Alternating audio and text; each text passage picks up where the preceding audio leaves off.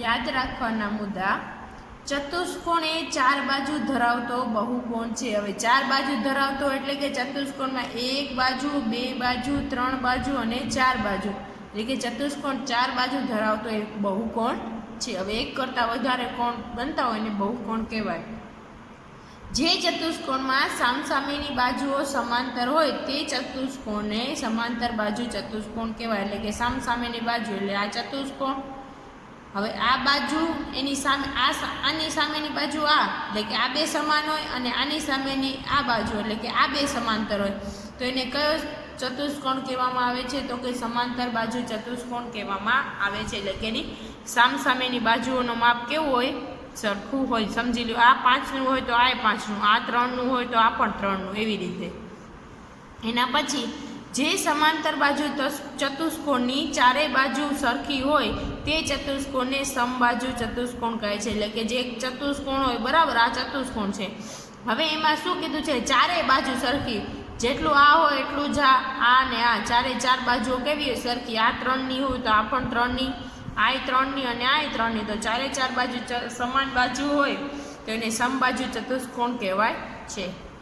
એના પછી જે ચતુષ્કોણની ચારે બાજુઓ સરખી અને ચારે ખૂણા કાટખૂણા હોય તે ચતુષ્કોણને ચોરસ કહેવાય। હવે જે ચતુષ્કોણની ચારે બાજુ સરખી, એટલે કે 1, 2, 3 અને 4, ચારે બાજુઓ સરખી, એટલે કે સમજી બધાનામાં 5, 5 હોય તો 5, 5, 5 અને 5, અને એના ખૂણા કેવા હોય? જો અહીંયા આવી રીતે કાટખૂણા હોય, એટલે કે 90ના ખૂણા બનતા હોય આવી રીતે, ચારે ચાર ખૂણા કાટખૂણા થતા હોય તો એને કયો ચતુષ્કોણ કહેવાય? તો આને ચતુષ્કોણને ચોરસ કહેવાય છે।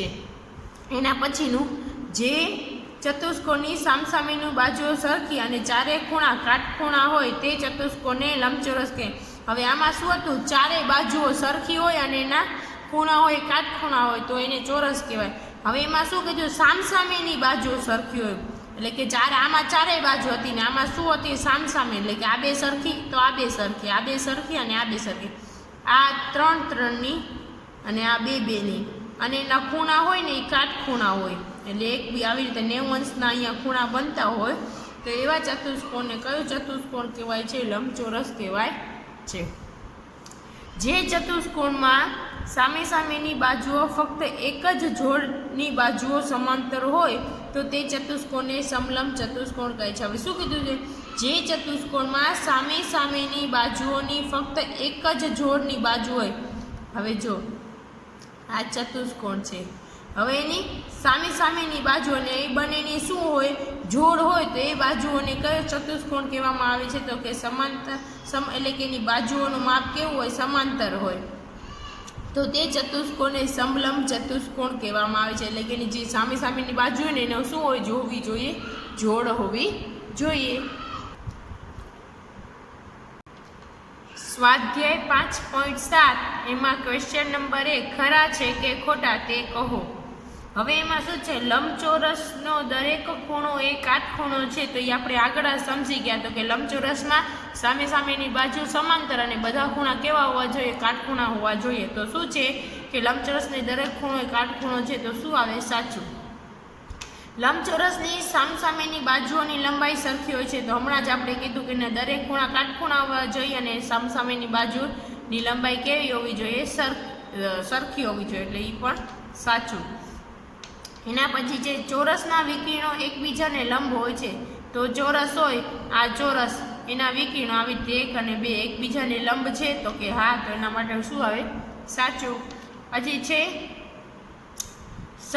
સમબાજુ ચતુષ્કોણની બધી બાજુઓની લંબાઈ સરખી, એટલે કે સમબાજુ ચતુષ્કોણ એને જ કહેવાય ને, એની બધી બાજુ સરખી હોય ને, તો સાચું। સમાંતર બાજુ ચતુષ્કોણની બધી જ બાજુઓની લંબાઈ સરખી હોય છે, તો કે ના।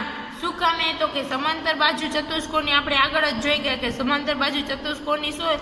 તો સામેની બાજુઓ સમાંતર સરખી હોય, કારણ કે સમાંતર બાજુ ચતુષ્કોણની સામેની બાજુ હોય, શું હોય?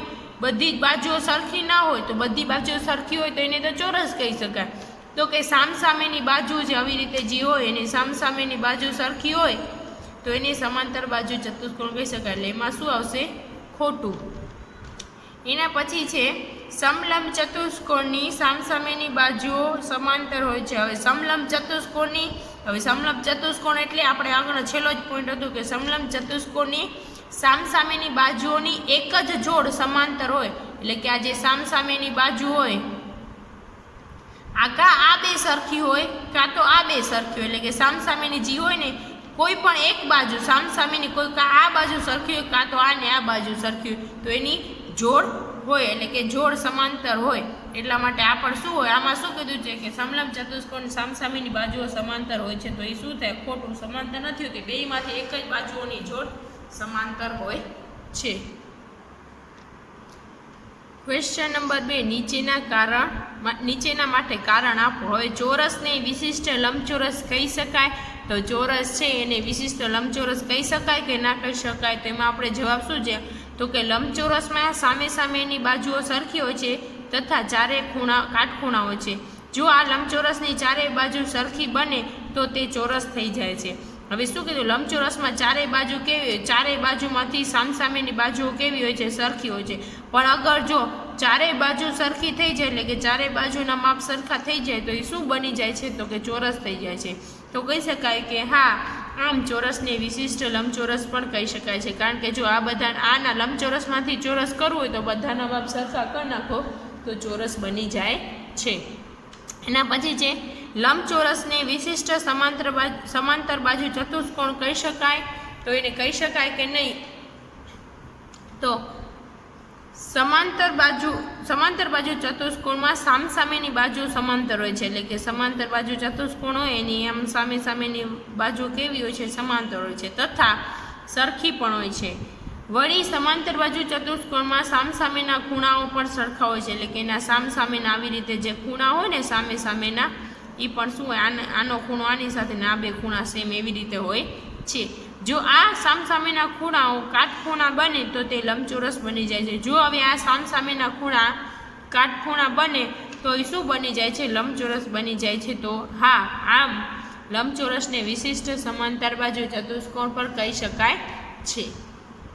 હવે એમાં આપણે જોઈએ સી, ચોરસને વિશિષ્ટ સમબાજુ ચતુષ્કોણ કહી શકાય, તો એ આપણે જોઈએ તો કે સમબાજુ ચતુષ્કોણમાં સામેની બાજુઓ સમાંતર હોય છે તથા બધી બાજુઓ સરખી હોય છે, એટલે કે સમબાજુ ચતુષ્કોણમાં સામેની બાજુ સરખી હોય અને બધી બાજુઓ પણ સરખી હોય છે. તેના સામેના ખૂણા પણ સરખા હોય છે, એટલે કે જેના સામેની બાજુ સરખી હોય છે અને સામેના ખૂણા પણ, એટલે કે આનો આની સાથે અને આનું એવી રીતે સેમ હોય છે. જો તેના બધા ખૂણા કાટખૂણા બને તો ચોરસ બની જાય છે. તો બધા ખૂણા શું બની જાય, આ કાટખૂણા બની જાય બધા ખૂણા, તો શું બની જાય છે, ચોરસ બની જાય છે. તો આમ ચોરસને વિશિષ્ટ સમબાજુ ચતુષ્કોણ પણ કહી શકાય છે. હવે એના પછીનો ડીનો ક્વેશ્ચન છે, ચોરસ, લંબચોરસ, સમાંતર બાજુ ચતુષ્કોણ એ બધા ચતુષ્કોણ છે, તો એનો જવાબ છે એવો બહુકોણ કે જેને ચાર બાજુ હોય તેને ચતુષ્કોણ કહેવાય. હવે એવો બહુકોણ જેને ચાર બાજુ હોય ને, કોઈ પણ ચતુષ્કોણ કોને કહેવાય, જેને ચાર બાજુ હોય, પછી ગમે એવી આવી રીતે ચાર બાજુ હોય કે આવી રીતે ચાર બાજુ હોય, ચાર બાજુ હોય એટલે એને ચતુષ્કોણ કહેવાય છે. તો શું કીધું, એવો બહુકોણ જેને ચાર બાજુ હોય અને તેને ચતુષ્કોણ એટલે કે હોય તેને ચતુષ્કોણ કહેવાય. એટલે જેને આવી રીતે ચાર બાજુ હોય, એવી રીતે ચાર હોય કે આવી રીતે હોય, એને બધાને શું કહેવાય, ચતુષ્કોણ કહેવાય. ચોરસ, લંબચોરસ અને સમાંતર બાજુ ચતુષ્કોણ આ બધાને ચાર બાજુઓ છે, તેથી આ બધા ચતુષ્કોણ છે. એટલે કે લંબચોરસ, ચોરસ ને બધાને કેવી છે, ચાર બાજુઓ છે, તેથી એ ચતુષ્કોણ છે. હવે એના પછીનું ક્વેશ્ચન છે, ચોરસ પણ સમાંતર બાજુ ચતુષ્કોણ છે, તો કે ચોરસ સમાંતર, તો એનો જવાબ શું છે, સમાંતર બાજુ ચતુષ્કોણમાં સામેની બાજુઓ સમાંતર હોય છે. સમાંતર આ જે ચતુષ્કોણ હોય એમાં સામેની બાજુ કેવી હોય છે, સમાંતર હોય છે તથા સરખી પણ હોય છે.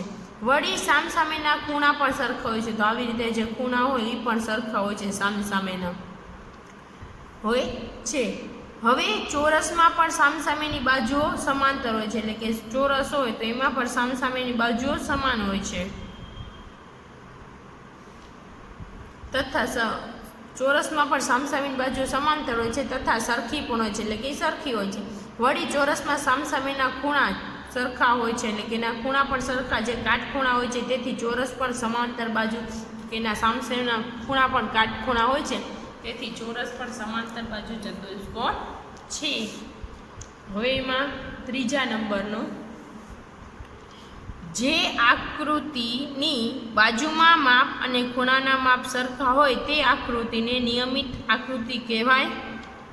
તમે શોધી શકશો કે નિયમિત ચતુષ્કોણ કયા છે? તો કે હા, ચોરસ જ એક એવો ચતુષ્કોણ છે જેની બધી બાજુઓ સરખી છે અને બધા ખૂણા સરખા હોય છે, તેથી ચોરસ એ નિયમિત ચતુષ્કોણ છે. એટલે નિયમિત એટલે કે બધી બાજુઓ સરખી, એકદમ પરફેક્ટ હોવું જોઈએ. એવું કોણ છે બધી બાજુઓ સરખી, બધા ખૂણાઓ સરખા? તો એવું એક કોણ છે? તો કે ચોરસ જ છે. તેથી આપણે કહી શકીએ કે ચોરસ એ નિયમિત ચતુષ્કોણ છે.